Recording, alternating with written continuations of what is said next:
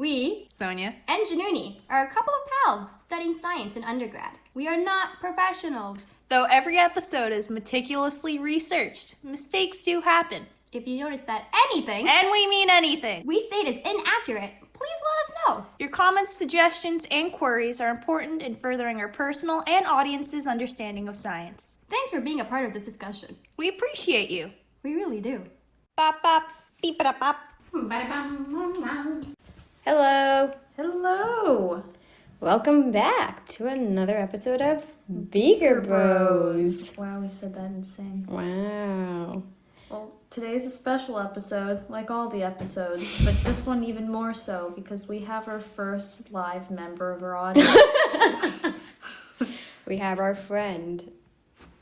Dahlia. She is taking a nap right across from us. But you know what? It is very relevant, though, to what we're talking about today.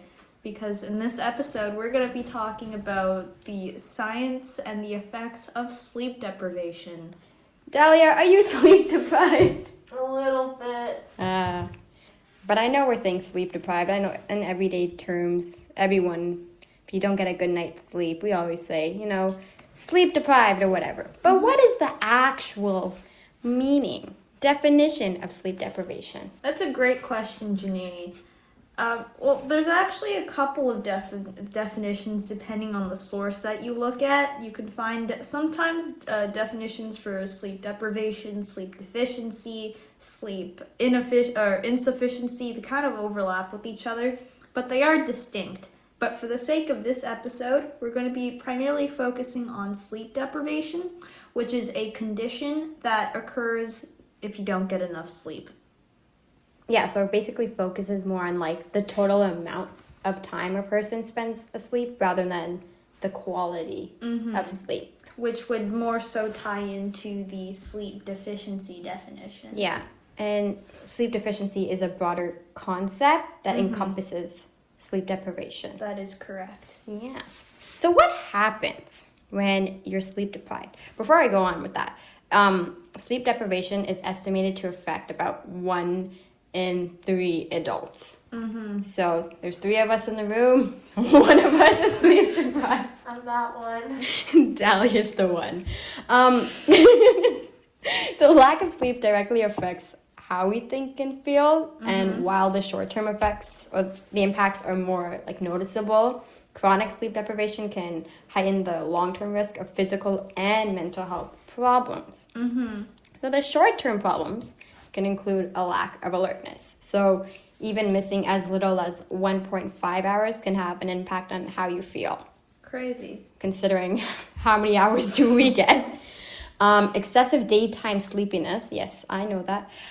It can make you very sleepy and tired during the day. So that's just an effect of if you're sleep deprived. Yeah. Impaired memory, that's pretty obvious. So lack of sleep can definitely affect your ability to think and remember and process information.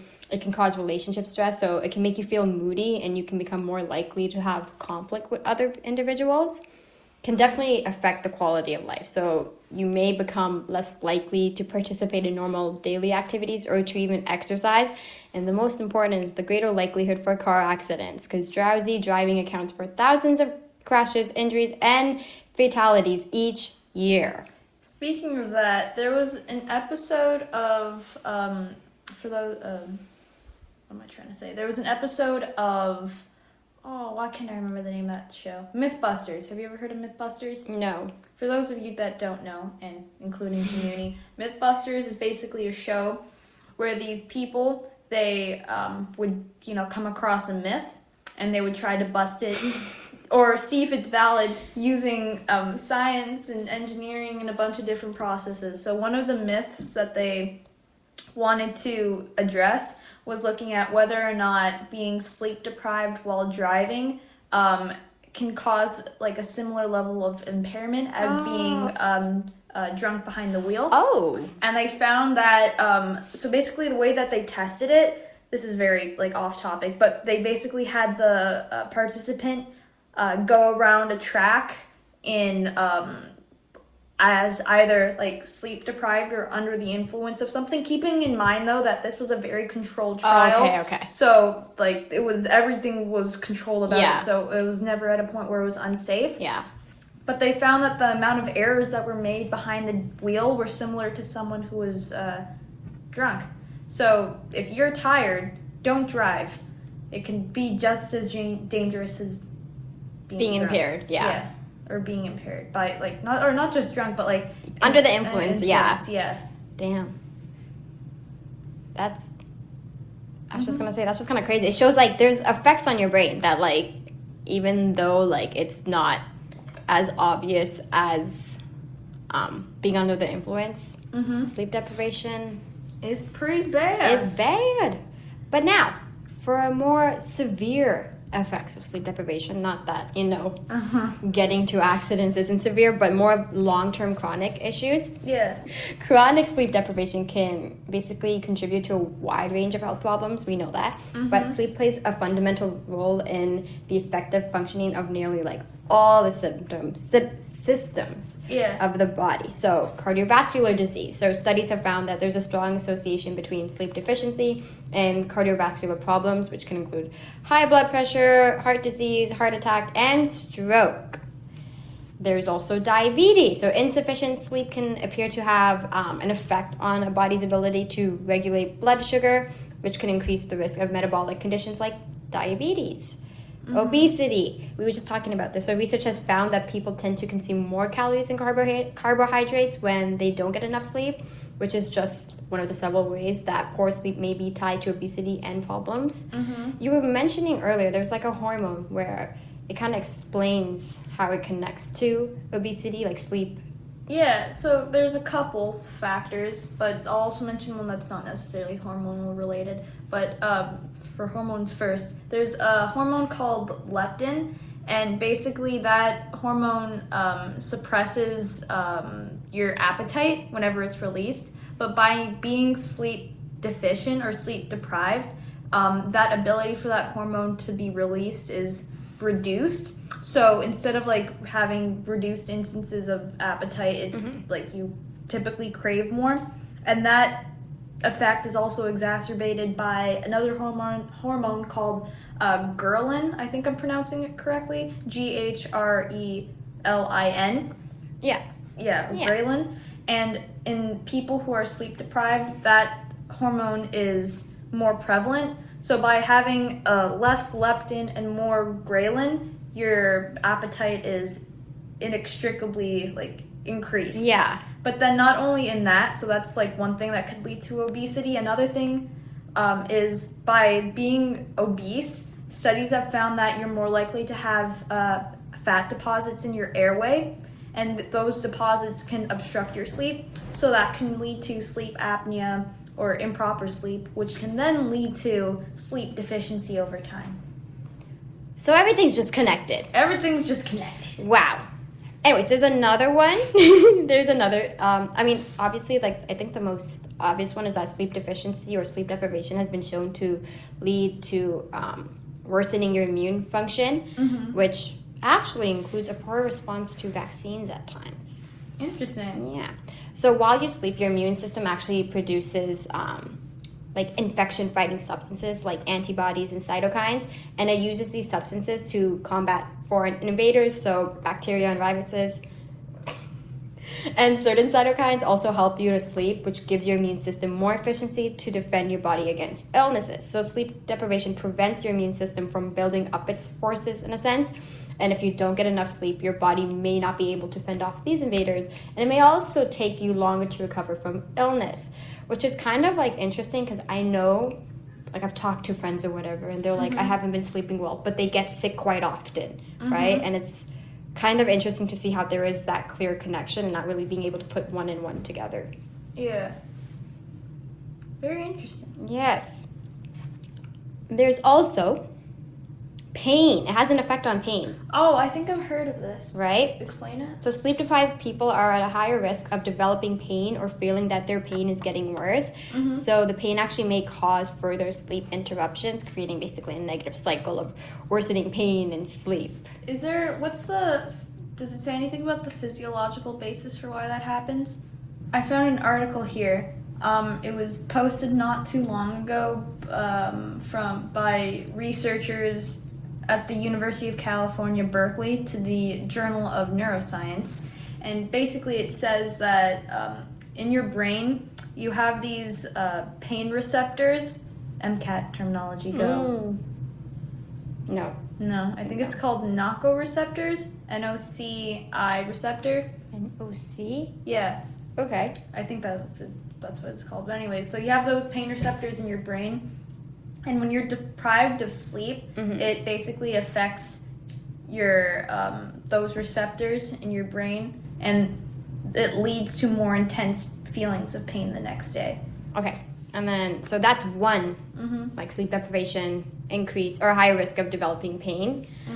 There's also the obvious one, mental health disorders. So we all know that sleep and mental health are closely interconnected, and poor sleep does have strong associations with conditions like depression, anxiety, and bipolar disorder. But there's so many more different aspects, like chronic effects of sleep deprivation, that like we could literally make this a whole documentary if we wanted to. A documentary, wow. Yeah. Crazy. Because they're how long? Movies? Yeah. Like, I don't know, 3 hours? Yep. But you get to see our faces talking about it. Crazy. Interesting. Okay, so we were mentioning sleep deficiency earlier, right? There are, I believe, different types of sleep deprivation. So there's acute sleep deprivation, so basically refers to a short period of time, and it's like usually like a few days or less. There's chronic sleep deprivation, so what basically the effects that we were talking about, how that's like connected. That's also known as insufficient sleep syndrome. But there's also chronic sleep deficiency or insufficient sleep, which describes ongoing sleep deprivation as well as poor sleep that occurs because of sleep fragmentation. So basically, like you were mentioning earlier, how sleep deficiency really refers to the quality of life. Yeah, or quality of sleep. Quality of sleep. So even if you get the recommended, what is it, like 8 hours of sleep, but you keep waking up. Depending on your age. Yeah. If you keep waking up throughout the middle of the night, that's sleep deficiency, not sleep deprivation. So have you ever experienced sleep deprivation? Have I? I'm sure I have. When I'm studying, when I'm trying to put a puzzle together. It can be very sleep deprived. Truly. What about you? I was going to say, yeah, those all-nighters. One time I tried to pull an all-nighter for a chem exam. Yeah. I pulled it. Okay, good job. Went to the exam. I was reading the words, but the sentence was not making sense to me. Goobly goop. Yeah. Doop-a-doop. Exactly. Sounds like you're talking like, what are they called? The Sims? Yep. Yeah, that's what the English sounds like. Exactly. Yeah, that's why I did not choose to write the MCAT early in the morning, because that would be very bad. Yep. I mean, we are waking up at 6 a.m. Sonia, how do you feel? So, for our listeners out there, Sonia and I have been waking up at 6 a.m. for the past week. If you ask us, huge. I was gonna say, if you ask us why, we don't know why. But we have been going to the gym at 8:30. But I was gonna ask you, how have you been feeling with that change of schedule? It's interesting. So I start off, I'm sure you can attest to this as well. I start off very exhausted. But by being like active, I guess that releases like wakefulness hormones and stuff like that in the morning that, you know, make you feel more awake. So at the beginning it's very hard because you just want to sleep and like not our move. 40-minute nap at 7 o'clock. Truly it's not productive, but how do you feel about it? I was gonna say at the beginning of the week it wasn't too bad, right? But over time it adds up. It does, because like it's not like we're sleeping significantly earlier than we did before. Literally going to bed at the same time. Yeah, like so 12, it's 1 o'clock and waking up at 6. Exactly. So we're getting less hours of sleep. So over time it did add up, and hence the nap at 7 a.m. before the gym. But definitely going to the gym like wakes you up, and it's not bad. It's not hard. But it's a little bit, but over time it gets a little better. It does. And we're hoping to get huge at the gym. So you know, we'll do an episode on exercise and how huge we are. How massive we got within a month. Yeah. It's a 1 month shred challenge. You can invite Chloe Ting. Yes. get her to guest star on this episode. We are viewed across 3 continents. We are. We're pretty big now. Yeah, we'll tell her, be like, hey, come on over. So, I guess a way to end off this episode, let's talk about a little bit of treatment. How would you address sleep deprivation? Funny thing, the most obvious answer to sleep deprivation is to sleep. Like, that's, like, you just need an adequate amount of sleep. So, typically 7 to 9 hours each night. Again, it varies for age. Yeah. If you're a newborn baby, I think it's 14 hours or something like that. Yeah. How I would love to be a newborn.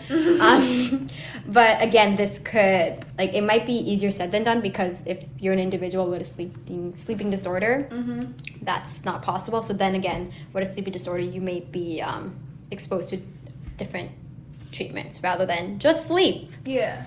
Yeah. You might need other interventions, whether it be medication or what have you. Yeah, it's like insomnia, right? Like, it's different because even when you have the opportunity to sleep, you can't. Yeah. So there's that. Sleep is so complicated. But it's so nice. Just It is nice. But Good studying it is complicated. it is. Like most things in life. The science behind sleep. Well, I think that's a fun way to end off this episode. Mm-hmm. It looks like Dahlia is just waking up from her nap. Good morning, Dahlia. Good morning, I have work to do now. Our episode did not put her to sleep. I was actually listening. Oh. So that brings us to the end of this episode. Yeah, and hopefully to our viewers out there, you'll learn something. If you didn't, I'm sorry. We'll try again next time. Next episode Uh-huh. on a new topic. Yeah. Pretty crazy. Bye. Bye!